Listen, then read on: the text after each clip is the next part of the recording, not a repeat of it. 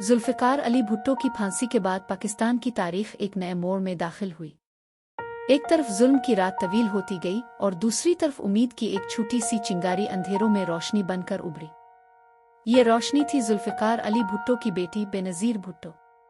माशाअल्लाह के दिनों में बेनज़ीर भुट्टो और उनके ख़ानदान की ज़िंदगी एक मुसलसल इम्तिहान बन गई। जुल्फ़िकार अली भुट्टो की फांसी के बाद जनरल ज़िया उल हक़ को मालूम था कि भुट्टो का नाम अवाम के दिलों से कभी मिटाया नहीं जा सकता। इसीलिए इसने अपनी हिकमत अमली तैयार की, भुट्टो के नाम को ख़त्म करने के लिए भुट्टो ख़ानदान को ख़त्म किया जाए। बेनज़ीर भुट्टो को बार बार जेल में डाला गया, कभी कराची, कभी सखर, कभी रावलपिंडी की जेल। सर्द फर्श, तंग कोठरियां, दम घटाने वाली गर्मी और कभी सख्त सर्दी। उन कैदों में सिर्फ जिस्मानी अजियतें नहीं थीं बल्कि ज़हनी अजाब भी थे। बेनज़ीर भुट्टो को दुनिया से मुकम्मल तौर पर काट दिया जाता, ना अखबार मिलता ना किताब, और कभी कभी तो रोशनी भी रोक दी जाती थी। उन लम्हों में बेनज़ीर अपने वालिद के अल्फाज याद करती, बेनज़ीर, मुझे अपनी ज़िंदगी में मुश्किल दिन देखने पड़े मगर मैंने अवाम की खिदमत से कभी हाथ नहीं खींचा, तुम भी हिम्मत रखना। ये अल्फाज उनके लिए कैद के अंधेरों में रोशनी बन जाते। बेनज़ीर भुट्टो की कैद के दिन बरसों में बदल गए। हर दिन एक नया अजाब, मगर हर दिन एक नए हौसले का पैगाम भी। जब कभी जेल की दीवारों से बाहर अवाम के अजिए भुट्टो के नारे सुनाई देते तो बेनज़ीर के दिल में एक नई ताकत जन्म लेती।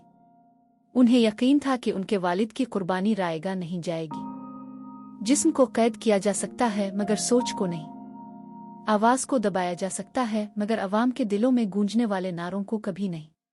बिलाखिर मुसलसल दबाव और बीमारियों की वजह से बेनज़ीर भुट्टो को इलाज के बहाने जलावतन होने पर मजबूर किया गया। वो पहले दुबई और फिर लंदन चली गईं। वतन से दूर रहना, अपने लोगों से दूर रहना, अपने वालिद की मिट्टी से दूर रहना, ये बेनज़ीर के लिए एक नया अजाब था, मगर यही जलावतनी उनकी जिदोजहद का नया मरहला भी थी। लंदन में बेनज़ीर भुट्टो सिर्फ एक बेटी न रही, वो अब पाकिस्तान के अवाम की नुमाइंदा, उनकी उम्मीद और उनका मुस्तकबिल बन गई थी। वो यूनिवर्सिटियों, फोरम्स और सियासी इजलासों में पाकिस्तान में जमहूरियत के कत्ल का मुकदमा ले जाती रही। यही वो वक्त था जब दुनिया भर में बेनज़ीर भुट्टो को एक बहादुर औरत, एक जमहूरियत पसंद और एक आमिर के खिलाफ मुज़ाहमत की अलामत के तौर पर पहचाना जाने लगा। पाकिस्तान में ज़िया उल हक़ के जुल्म के बावजूद पीपल्स पार्टी के कारकुन हार मानने को तैयार न थे। घर घर, गांव गांव, शहर शहर एक ही नारा गूंजता रहा, जिए भुट्टो। ये नारा सिर्फ एक सियासी जमात का नहीं रहा बल्कि एक मुज़ाहमती तहरीक बन गया। जब भी कोई कारकुन जेल में जाता वो नारा लगा कर जाता, जिए भुट्टो। जब भी कोई जुलूस टूटता वही नारा लगाकर दोबारा जड़ जाता। ये नारे बेनज़ीर भुट्टो के लिए पैगाम होते, अवाम अब का इंतजार कर रहे हैं। बेनज़ीर भुट्टो ने जलावतनी के बावजूद अपनी पार्टी के साथ राब्ता कायम रखा। खुतूत, खुफिया पैगामात और कारकुनों से मुलाकातें।